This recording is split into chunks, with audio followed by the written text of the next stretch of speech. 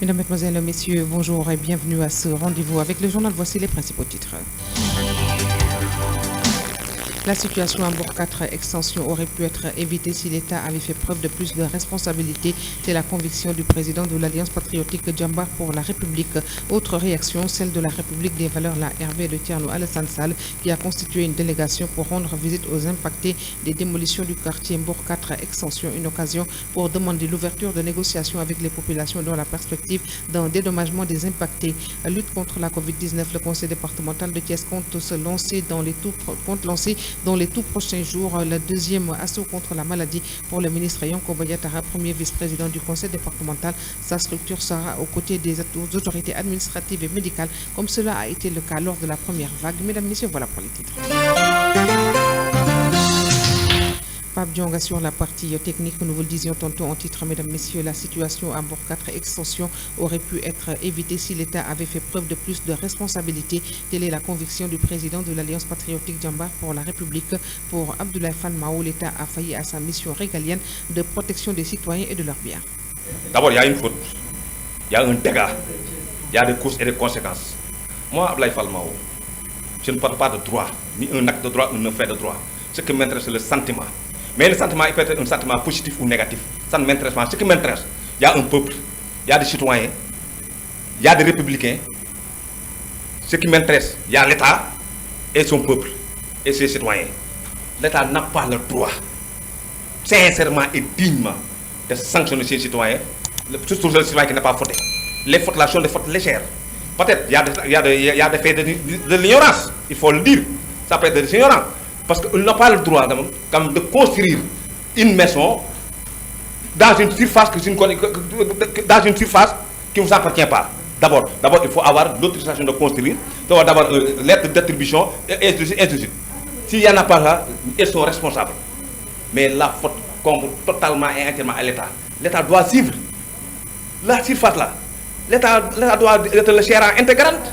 Mais je ne peux pas comprendre un État comme notre République que nous vivons aujourd'hui, en train de sanctionner les citoyens.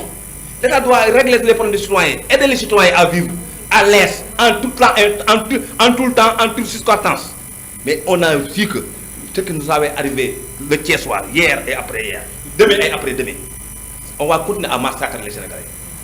Parce que l'État est tellement puissant. Je demande poliment et bellement à notre président de prendre sa responsabilité d'aider les Sénégalais. Je crois que je n'ai pas le droit, personnellement. C'est sûr qu'il n'était même pas au courant. Parce que d'abord, l'affaire l'a fait presque 12 ans. Le président Macky Sall n'avait même pas l'intention de toucher ce site-là. Mais maintenant, il sait qu'est rentré dans son gouvernement, on a détruit la population. Maintenant, la responsabilité en tant que président du conseil départemental, qui doit régler ce problème d'abord avant Macky Sall, il est où? On demande il n'a qu'à réagir.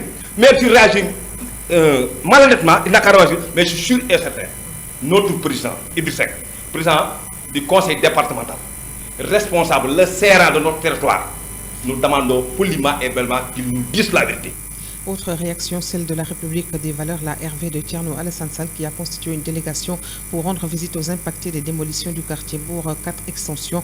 Une occasion saisie pour demander l'ouverture de négociations avec les populations impactées dans la perspective d'un dédommagement. Abdou Kassé, responsable de la zone ouest. Les populations sénégalaises et thiessoises, en particulier, ont appris le jeudi et vendredi passé, avec émoi, consternation, tristesse et amertume, la démolition brusque de quelques maisons dans la zone dite forêt classée de Mbour 4 extension à Thiès. En effet, d'après les impactés trouvés sur les lieux, la DESCOS a détruit des demeures sans sommation de démolition. Et pourtant, à la suite de plusieurs tours de négociation, le président Macky Sall, d'après eux, avait donné des instructions en 2017 au gouverneur pour que les constructions qui avaient déjà été entamées soient régularisées et affectées aux propriétaires. Devant cette situation incompréhensible, le Parti de la République des valeurs demande à l'État de prendre toutes ses responsabilités pour arrêter la démolition, ouvrir des discussions afin de recaser et dédommager ces citoyens concernés qui ont consenti beaucoup d'efforts et de sacrifices pour construire une maison. L'on se pose aussi des questions à savoir Pourquoi électrifier une forêt classée? Pour quelle raison et pour quelle intention? Pourquoi démolir certaines maisons et pas d'autres? Pourquoi attendre tout ce temps pour procéder à ces destructions? Autant de questions qui demandent des réponses. Par conséquent, les Sénégalais doivent être traités d'égale dignité parce qu'ayant les mêmes droits. La République des valeurs exprime toute sa solidarité aux impactés et demande l'arbitrage du président Macky Sall afin que des solutions heureuses soient trouvées pour le bonheur des citoyens victimes de démolition de leur demeure. Départemental de Thiès, lutte contre la Covid-19, le conseil départemental de Thiès compte lancer dans les tout prochains jours le deuxième assaut contre la maladie pour le ministre Yankoba Diattara, premier vice-président du conseil départemental. Sa structure sera aux côtés des autorités administratives et médicales comme cela a été le cas lors de la première vague Yankoba Diattara. Et dire que nous sommes dans une situation sanitaire mondiale d'une extrême difficulté. Et c'est l'occasion pour nous, naturellement, de présenter nos condoléances aux familles touchées qui ont perdu un proche, un parent. Mais également prier pour que Dieu continue de protéger et de préserver le Sénégal. Nous sommes dans une situation, comme je l'ai dit tout à l'heure, difficile et complexe. Et aujourd'hui, c'est par la solidarité, c'est par l'engagement citoyen républicain que nous parviendrons à vaincre cette pandémie.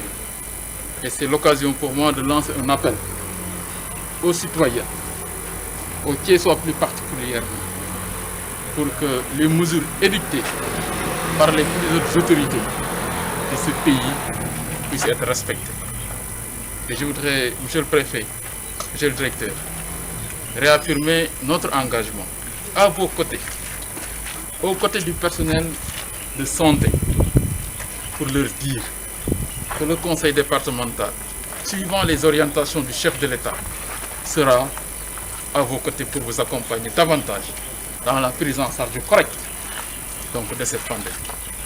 Mais aussi aux citoyens, leur demander de respecter les mesures édictées par les autorités sanitaires.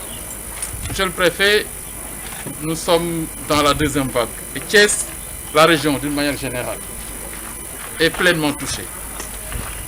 Monsieur le Préfet, sachez que le Conseil départemental, comme lors de la première vague, sera à vos côtés. Nous lancerons dans les prochains jours le deuxième assaut de la deuxième vague. Parce que cette deuxième vague mérite une plus grande gestion, une plus grande attention, une plus grande mobilisation. Et comme nous l'avions fait, pendant la première vague, nous avions mis à peu près 150 millions. Cette fois-ci également, le Conseil départemental est prêt à se mobiliser aux côtés des autorités de la région, en commençant par le gouverneur, le préfet au niveau départemental, mais aussi auprès des autorités sanitaires et en premier, naturellement, l'hôpital régional.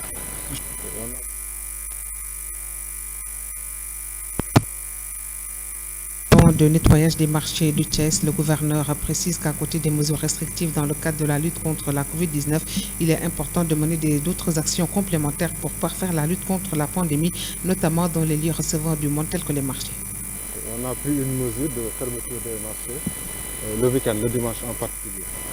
Et c'est, comme je disais au départ, l'occasion de nettoyer le marché, mais c'est aussi l'occasion de faire la prophylaxie du marché.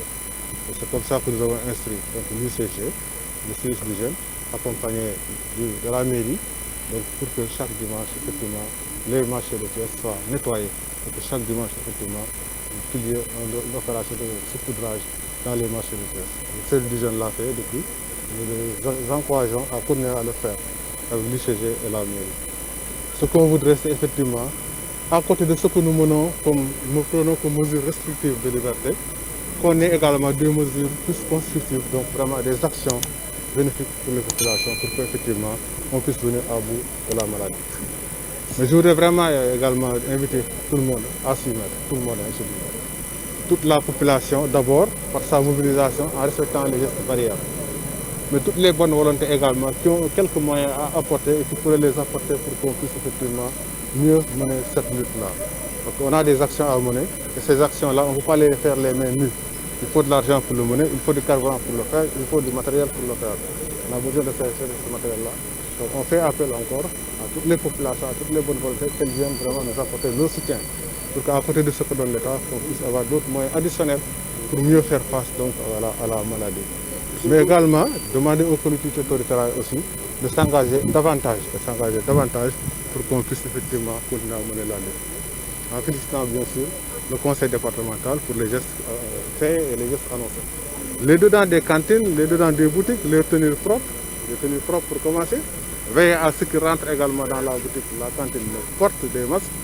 Et s'il faut leur fournir des gels ou de l'eau pour se laver les mains, tant mieux. Mais ça, c'est ce qu'on doit faire également dans les maisons. C'est ce que chaque personne doit faire. Voilà. Donc il faut que vraiment que chaque individu... Là, c'est un problème d'hygiène. C'est un problème d'hygiène qui se pose. Il faut que l'hygiène doit être individuelle.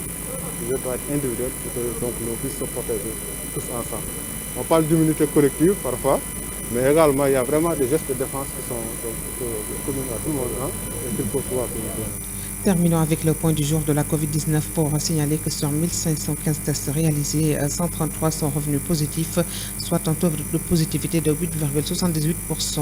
Il y a eu donc 36 cas contacts suivis, 0 cas importés et 97 transmissions communautaires, 189 patients guéris, 48 cas graves dans les services de réanimation, 10 décès enregistrés ce lundi 25 janvier 2021. À ce jour, 25 127 cas ont été déclarés positifs, dont 20 870 guéris, 592 décès et 3674 patients sous traitement.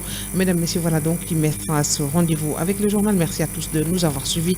Merci à Pape Diong qui assurait la partie technique et rendez-vous à 16h pour le Wolof. Au revoir.